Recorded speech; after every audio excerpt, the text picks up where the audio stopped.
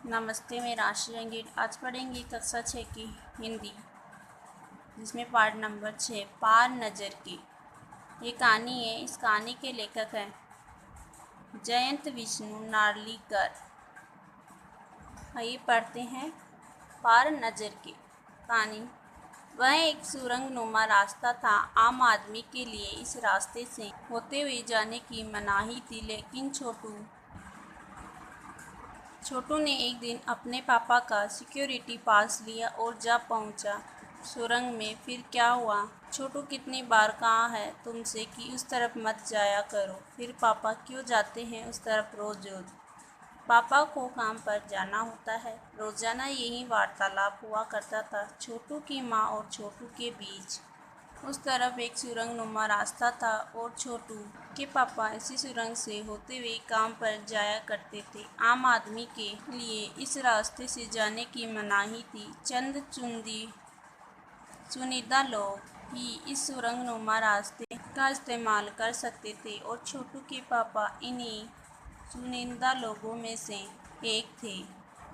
आज छुट्टी थी और छोटू के पापा घर पर ही आराम फरमा रहे थे। नज़र बचाकर चोरी छिपे छोटू ने पापा का सिक्योरिटी पास हथिया ही लिया और चल दिया सुरंग की तरफ। वैसे तो उनकी पूरी कॉलोनी की ही जमीन के नीचे बसी थी। यह जो सुरंगनुमा रास्ता था, अंदर दिए जल रहे थे और प्रवेश करने से पहले एक बंद दरवाजे का सामना करना पड़ता था। दरवाजे में एक काचा बना हुआ था। काचा का अर्थ है दराज, लंबाई में किया गया छेद। छोटू ने कांचे में काट डाला, तुरंत दरवाजा खुल गया। छोटू ने सुरंग में प्रवेश किया। अंदर वाले खांचे में सिक्योरिटी पास आ पहुंचा था। उसे उठा लिया। कार्ड उठाते ही दरवाजा बंद हुआ। छोटू ने चारों तरफ नजर दौड़ाई। सुरंगनुमा वह रास्ता ऊपर की तरफ जाता था, यानी जमीन के ऊपर का सफर कर आने का मौका मिल गया था। मगर कहाँ, मौका हाथ लगते ही फिसल गया। सुरंग में जगह जगह लगाए निरीक्षक यंत्रों की जानकारी छोटू को नहीं थी, मगर छोटू के प्रवेश करते ही पहले निरीक्षक यंत्र में संदेहास्पद स्थिति दर्शाने वाली हरकत हुई। इतने छोटे कद का व्यक्ति सुरंग में कैसे आया? दूसरे निरीक्षक यंत्र ने तुरंत छोटू की तस्वीर खींच ली। किसी एक नियंत्रण केंद्र में इस तस्वीर की जांच की गई और खतरे की सूचना दी गई। इन सारी गतिविधियों से अनजान छोटू आगे बढ़ रहा था। तभी जाने कहां से सिपाही दौड़ते चले आए, छोटू को पकड़कर वापस घर छोड़ आए। घर पर माँ छोटू का इंतजार कर रही थी। बस अब छोटू की खैरियत न थी। छोटू के पापा न होते तो छोटू का बचना मुश्किल था।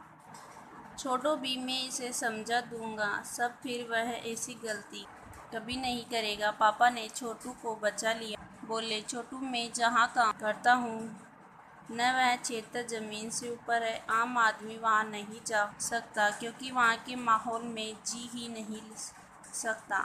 तो फिर आप कैसे जाते हैं वहाँ? छोटू का सवाल लाजिमी था। मैं वहाँ एक खास किस्म का स्पेस सूट पहनकर जाता हूँ। इस स्पेस सूट से मुझे ऑक्सीजन मिलता है, जिससे मैं सांस ले सकता हूँ। इसी स्पेस सूट की वजह से बाहर की ठंड से मैं अपने आप को बचा सकता हूँ। खास किस्म के जूतों की वजह से ज़मीन के ऊपर मेरा चलना मुमकिन होता है। ज़मीन के ऊपर चलने फिरने के लिए हमें एक विशेष प्रकार का प्रशिक्षण दिया जाता है। लाजिमी शब्द का अर्थ है उचित। स्पेस सूट का अर्थ है एक विशेष प्रकार का वस्त्र, जिसे अंतरिक्ष में बचने के लिए पहना जाता है। छोटू सुन रहा था। पापा आगे बताने लगे, एक समय था जब अपने मंगल ग्रह पर सभी लोग जमीन के ऊपर ही रहते थे, बगैर किसी तरह के यंत्रों की मदद के, बगैर किसी खास किस्म की पोशाक के। हमारे पुरखे जमीन के ऊपर रहा करते थे, लेकिन धीरे धीरे वातावरण में परिवर्तन आने लगा। कई तरह के जीव धरती पर रहा करते थे, एक के बाद एक सब मरने लगे। इस परिवर्तन की जड़ में था सूरज में हुआ परिवर्तन। सूरज से हमें रोशनी मिलती है, उष्णता मिलती है। इन्हीं तत्वों से जीवों का पोषण होता है। सूरज में परिवर्तन होते ही यहाँ का प्राकृतिक संतुलन बिगड़ गया। प्रकृति के बदले हुए रूप का सामना करने में यहाँ के पशु पक्षी, पेड़ पौधे, अन्य जीव असम साबित हुए। केवल हमारे पूर्वजों ने इस स्थिति का सामना किया। उष्णता का अर्थ है गर्मी, अक्षम का अर्थ है असमर्थ। अपने तकनीकी ज्ञान के आधार पर हमने जमीन के नीचे अपना घर बना लिया। जमीन के ऊपर लगे विभिन्न यंत्रों के सहारे हम सूर्य शक्ति, सूरज की रोशनी और गर्मी का इस्तेमाल करते आ रहे हैं। उन्हीं यंत्रों के सहारे हम यहाँ जमीन के नीचे जी रहे हैं। यंत्र सुचारू रूप से चलते रहे, इसके लिए बड़ी सतर्कता बरतनी पड़ती है। मुझे जैसे कुछ चुनिंदा लोग इन्हीं यंत्रों का ध्यान रखते हैं। बड़ा हो जाऊंगा तो मैं भी यही काम करूंगा। छोटू ने अपनी मंशा जाहिर की। जाहिर का अर्थ है प्रकट की। बिल्कुल, मगर उसके लिए खूब पढ़ना होगा माँ, और पापा की बात सुननी होगी, माँ ने कहा। दूसरे दिन छोटू के पापा काम पर चले गए। देखा तो कंट्रोल रूम का वातावरण बदला बदला सा था। शिफ्ट खत्म कर घर जा रहे स्टाफ के प्रमुख ने टीवी स्क्रीन की तरफ इशारा किया। स्क्रीन पर एक बिंदु झलक रहा था। वह बताने लगा, यह कोई आसमान का तारा नहीं है, क्योंकि कंप्यूटर से पता चल रहा था कि यह आप अपनी जगह अड़िंग नहीं रहा है। पिछले कुछ घंटों के दौरान इसने अपनी जगह बदली है। कंप्यूटर के अनुसार यह हमारी धरती की तरफ बढ़ता चला आ रहा है। अंतरिक्ष यान तो नहीं है। छोटू के पापा ने अपना संदेश प्रकट किया। संदेह हमें भी है, आप अब इस पर बराबर ध्यान रखिएगा। छोटू के पापा सोच में डूब गए। क्या सचमुच अंतरिक्ष यान होगा? कहाँ से आ रहा होगा? सौर मंडल में हमारी धरती के अलावा और कौन से ग्रह पर जीवों का अस्तित्व होगा? कैसे हो सकता है? और अगर होगा भी तो क्या इतनी प्रगति कर चुका होगा कि अंतरिक्ष यान छोड़ सके? वैसे तो हमारे पूर्वजों ने भी अंतरिक्ष यानों, उपग्रहों का प्रयोग किया था, मगर अब हमारे लिए यह असंभव है। उसके लिए आवश्यक मात्रा में ऊर्जा तो हो।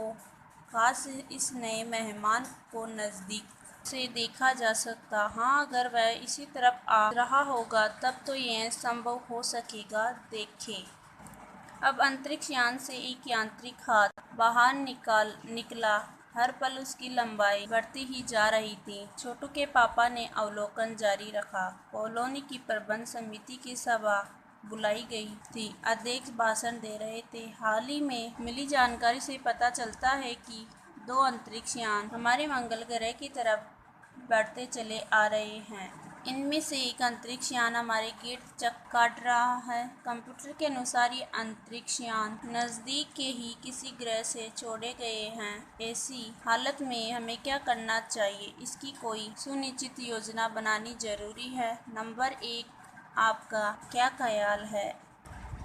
कॉलोनी की सुरक्षा की पूरी जिम्मेदारी नंबर 1 पर थी। उन्होंने कुछ कागज समेटते हुए बोलना आरंभ किया। इन दोनों अंतरिक्ष यानों को जलाकर खाक कर देने की क्षमता हम रखते हैं, मगर इससे हमें कोई जानकारी हासिल नहीं हो सकेगी। अंतरिक्ष यान बेकार कर जमीन पर उतरने पर मजबूर कर देने वाले यंत्र हमारे पास नहीं है। हालांकि अगर ये अंतरिक्ष यान खुद ब खुद जमीन पर उतरते हैं तो उन्हें बेकार कर देने की क्षमता हमें अवश्य है। मेरी जानकारी के अनुसार इन अंतरिक्ष यानों में सिर्फ यंत्र है, किसी तरह के जीव इनमें सवार नहीं है। आज के लिए इतना ही। आगे का पार्ट अगले वीडियो में देखेंगे। धन्यवाद।